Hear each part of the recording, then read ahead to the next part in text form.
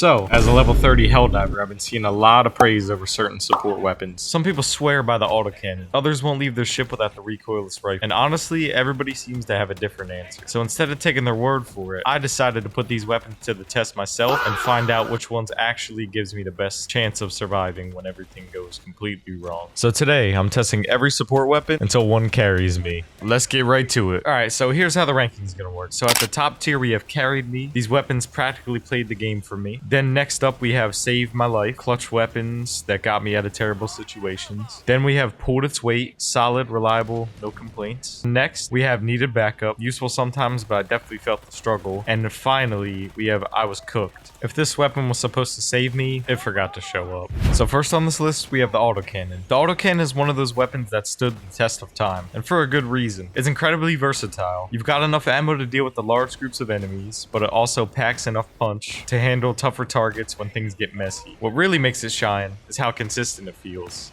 The reload is quick enough to where you're rarely out of the fight for long, and the weapon rewards good accuracy without being overly punishing. Throughout my runs, I found myself surviving more often simply because the Autocannon could answer almost every situation I ran into. Whether you're clearing hordes, supporting your team, or taking down armored threats, it's hard to find a weapon that's this dependable. It's not always the flashiest option, but it's definitely one of the safest picks in the game. And for that reason, I'll have to put it in pulled its weight. Next up, we've got the Airburst rocket launcher. Now, I could definitely see why people like this weapon. It does a great job clearing groups of enemies, and it could even take out certain objectives and structures from a pretty safe distance. That being said, I never really found myself thinking, wow, I'm glad I brought the Airburst. It gets the job done, but there were multiple situations where I felt like another support weapon would have been more useful. It's not bad by any means. I didn't struggle with it, and it definitely has its moments, but it also never felt like it was carrying the mission or saving me when things got hectic. Because of that, I'm putting the Airburst rocket launcher and pulled its weight, but just don't roast me in the comments. That's just my opinion. Next up is the Expandable anti-tank.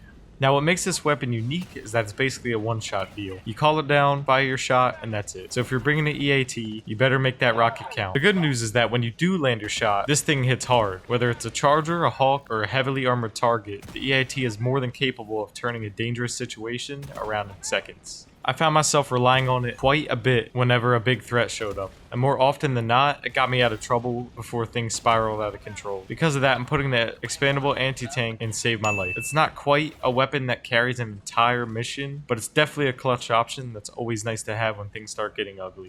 Next up is the Flamethrower. Now I'll be honest, this weapon can be a lot of fun. Watching entire groups of enemies go up in the flames never really gets old. The problem is that I'm usually not just setting the enemies on fire, I'm setting myself on fire, my teammates on fire, and pretty much anything else in the area. It's not a bad weapon, and in the right situation it could do some serious damage, but I found myself needing a lot more support compared to some of the other options. Because of that, I'm putting the Flamethrower and needed backup. Fun weapon, decent damage, but there are definitely safer and more reliable choices in my opinion. Next up is the grenade launcher, and honestly, this thing surprised me.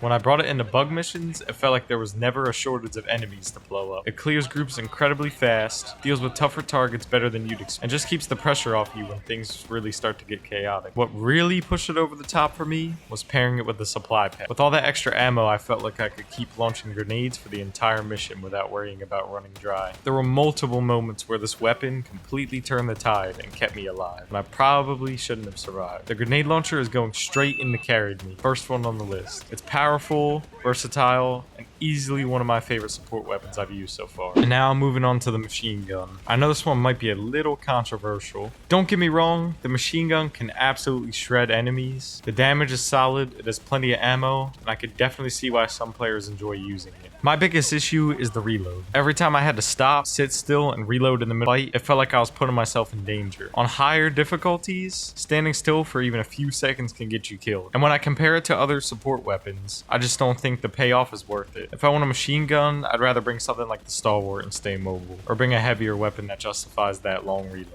Because of that, I'm putting the machine gun and I was cooked. I know it's got its fans, but for me, the reload alone keeps it at the bottom of this list. Next up is the laser cannon. I'll start with the good stuff. It's got infinite ammo, which sounds amazing on paper. You never have to worry about resupplying or running dry, which is also a huge plus in longer fights. But the catch is the overheating. You can't just hold the trigger forever. You have to manage it, pause, and let it cool down. And in the middle of the chaos, that could get a little annoying. Even when you're using it properly, I felt like the damage just wasn't quite right there. Against bots, it could slowly melt targets, and against bugs, it struggles to keep up when things get overwhelming. So while the concept is cool, in practice, I never really felt fully comfortable relying on it when things got hectic. And because of that, I'm putting the laser cannon in needed backup. Infinite ammo is great, but when I have to babysit the heat meter the whole time, I'd just rather something more consistent. And next up is the recoilless rifle. And honestly, this is a pretty solid weapon. It hits hard, it's satisfying to use, and unlike something like the Airburst, you're not dealing with the explosions going off everywhere and messing up your whole situation. It's reliable at what it does, big damage, clean shots, and it gets the job done when you need something armored gone. That being said, I never really felt like it was the weapon that saved me in a clutch moment. It performed well, but there were still plenty of situations where I felt like I could have brought something better suited for survival. So for that reason, I'm putting the recoilless rifle and pulled its weight. It's solid, reliable, and no really complaints. Just not quite a carry weapon for me. Next up is my favorite weapon on this entire list, the spear. I'm not even gonna lie, this thing feels like cheating sometimes. The auto lock alone is insane. You just gotta lock on, fire, and watch it delete objectives from across the map. Dropships, heavy targets, if it exists, the spear could probably take it out. What really makes it stand out for me is how consistent it is. The reload isn't even that painful considering the amount of damage you're getting in return. It just feels reliable in a way most support weapons don't. Every time I brought it in, I felt like I had control of the entire battlefield. So yeah, no hesitation. The spear is going in straight in to carry me. In my opinion, it's one of the best support weapons, if not the best support weapon in the entire game. But let me know what you think about that in the comments. And speaking of that, drop your favorite support weapon below in the comments. And if you made it this far, make sure to drop a like on this video, subscribe, all that good stuff. Next up is the Stalwart, and I'm just gonna say it straight up. This thing shreds. It's one of the smoothest support weapons I've used, especially because you could reload with it while staying mobile. That alone makes a huge difference when everything is going wrong around. The damage output is consistent, it clears groups fast, and I never really felt like I was stuck or forced into bad position by using it. I could keep moving, keep shooting, and just stay in control of the fights way more than I expected. Every time I brought it in, it just felt so easy, like in a good way. No stress, no overthinking, just constant damage and constant pressure on the enemies. So yeah, the Stalwart is going straight into carrying me.